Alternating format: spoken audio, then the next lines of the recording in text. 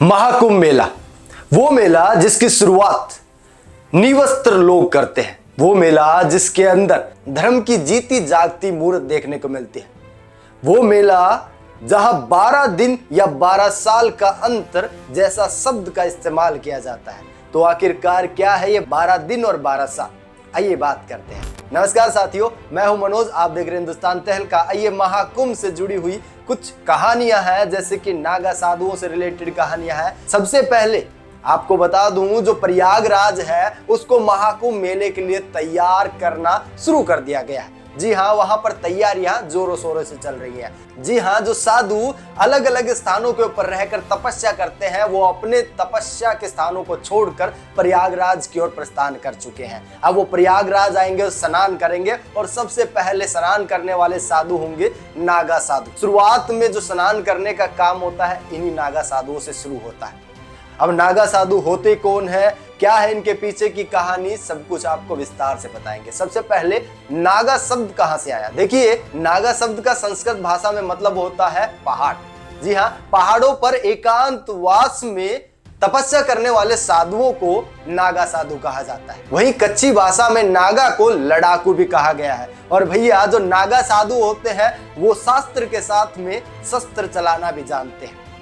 अब जो आपको बताऊं, नागा बनने की, जी हाँ, नागा साधु बनने की प्रोसेस वो कैसे फॉलो की जाती है। देखिए, सबसे पहले जो नागा साधु होते हैं, उनको बनने के लिए उनको परिवार छोड़ देना होता है। और सबसे पहला उनका काम होता है कि उनको परिवार के पास जाना है और भिक्षा मांगनी है। पर उनके परिवार को पता नहीं होना चाहिए कि उन्हीं का बच्चा उनसे भिक्षा मांगने आया है। मतलब भेष बदल कर उनको भिक्षा अपने परिवार से मांगनी होती है। उसके बाद शुरू होती है कि भैया, सबसे पहले वो अपने परिवार का और अपने जो पूर्वज हैं उनका पिंडदान करते हैं। जी हाँ, जीते हुए अपना खुद का पिंडदान करते हैं। उसके बाद शुरू होती है नागा साधु की कहानी। मतलब उसके बाद वो तपस्या करते हैं, 12 साल या उससे ज्यादा तपस्या करते हैं, और उसके बाद वो बनते हैं एक नागा साधु। तब उनके ऊपर एक टैग लगता है नागा साधु वाला। अब भैया, आपके मन में एक सवाल आएगा। जी हाँ, आप कहेंगे कि भैया, नागा साधु जब महाकुंभ मेले के अंदर देखते हैं तो दो तरह के देखने को मिलते हैं। जी हाँ, एक तरफ होता है कि कुछ लोग निवस्त्र होते हैं, उनको भी नागा साधु कहते हैं, और कई लोग जो लंगोट पहने हुए होते हैं उनको भी नागा साधु कहते हैं। तो ये वाली क्या कहानी है, देखिए आपको बता दूं। देखिए, नागा साधु दो तरह के होते हैं। एक होता है दिगंबर नागा साधु और एक होता है श्री दिगंबर नागा साधु। देखिए, सबसे पहले जो दिगंबर नागा साधु है, उसके अंदर जो साधु होता है, जो नागा साधु होता है, उसके शरीर के ऊपर लंगोट बंधा हुआ होता है, और लंगोट बंधे हुए नागा साधु को ही दिगंबर नागा साधु कहा जाता है। उसके बाद में आता है श्री दिगंबर नागा साधु। और भैया, ये वो नागा साधु होते हैं जो पूर्ण रूप से निवस्त्र होते हैं और शरीर के ऊपर भस्म लगाते हैं, शरीर के ऊपर राख रगड़ कर रखते हैं। और जब आप महाकुंभ मेले के अंदर देखेंगे तो आपको देखने को मिल जाएगा। और इन्हीं को श्री दिगंबर नागा साधु कहा जाता है, जो पूर्ण रूप से निवस्त्र होते हैं। आखिरकार कब से शुरू हुआ नागा परंपरा का आरंभ? 8वीं शताब्दी से शुरू हुई थी। शुरू करने वाले आदि गुरु शंकराचार्य थे। शुरुआत में पहले 4 मठों में दीक्षा दी जाती थी, फिर अब 13 अखाड़ों में दीक्षा दी जाती है। वहीं दूसरी ओर नागा परंपरा की शुरुआत हजारों साल पहले भी हुई थी। मान्यता है कि महर्षि वेद व्यास ने शुरू की थी। शास्त्रों का प्रचार करने के लिए नगर नगर घूमकर वनों में रात्रि विश्राम करते हुए उन्होंने इस परंपरा को आगे बढ़ाया था। नागा सन्यासी धर्म की रक्षा करने के लिए अपनी जान भी दे सकते हैं और किसी की जान भी ले सकते हैं। जी हाँ, अगर वक्त आने के ऊपर अगर उनको धर्म की रक्षा करनी होती है तो वो अपने अपने स्थानों को छोड़कर धर्म की रक्षा करने के लिए सामने आते हैं। ऐसे होते हैं नागा साधु। अब बात करते हैं महाकुंभ मेले को कैसे एक जीती जागती मूर्त धर्म की कहा जाता है।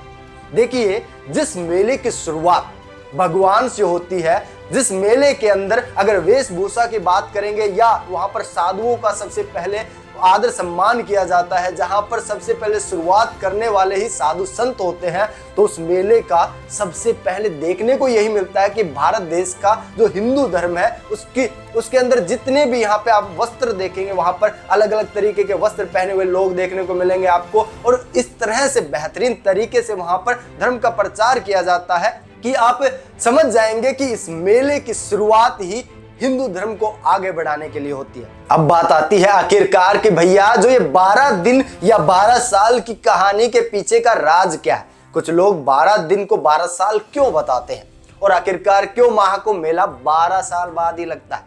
देखिए, वैसे तो आपकी जानकारी के लिए बता दूं, जो फिलहाल महाकुंभ मेला लग रहा है वो 144 साल बाद लग रहा है। ये क्वेश्चन मार्क आप बनाकर रखना, क्योंकि मैं थोड़ी देर बाद बताऊंगा कि 144 साल वाली क्या कहानी है। सबसे पहले हम जानते हैं कि ये 12 दिन और 12 साल की क्या कहानी। सबसे पहले आपको बता दूं, हमारे पुराणों के हिसाब से जब देवी देवता और राक्षसों के बीच में आपसी युद्ध हो रहा था, किस लिए? अमृत को पाने के लिए।